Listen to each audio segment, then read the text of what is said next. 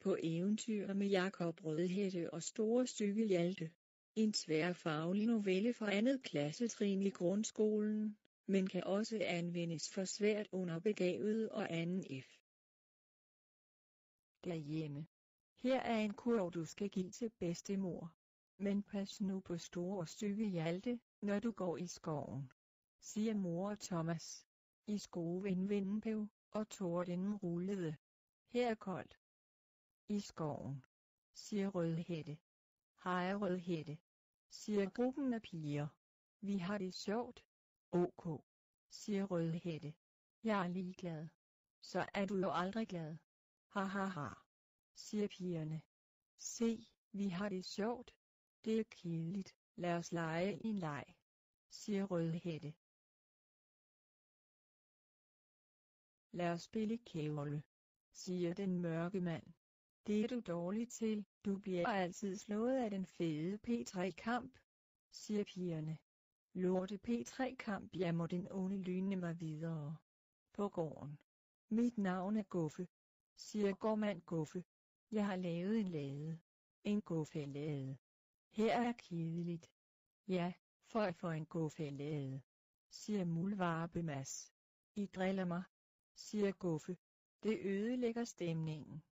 Ja, men jeg har også lidt hold i nakken, så det er også synd for mig, siger Rødhætte. Du bor på en Karsten Guffeladegård, og det er jo, siger Øvsugos. På skolen. Jeg skal have toast, siger Rødhætte. Vi sælger ikke længere mad, siger Rune. Vi sælger kun apps nu. Jeg har opfundet en virtuel toastmaskine, siger Nikolaj von. Nørder, jeg må ikke være sammen med CR for min mor.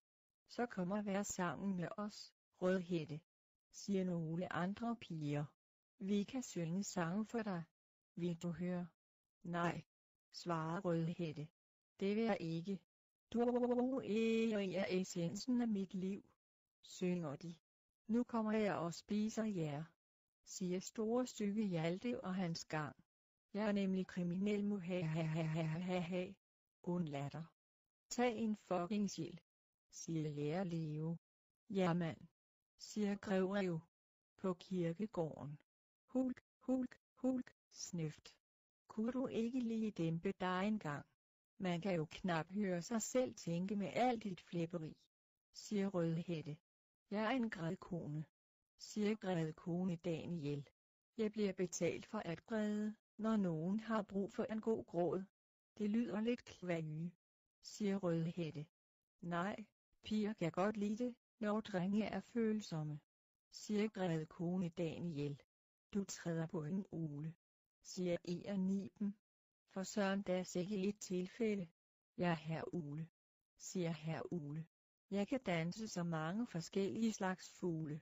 Det er noget, pigerne kan lide. Nej. Men nu smutter jeg til bedstemor. Ved bedstemors hus.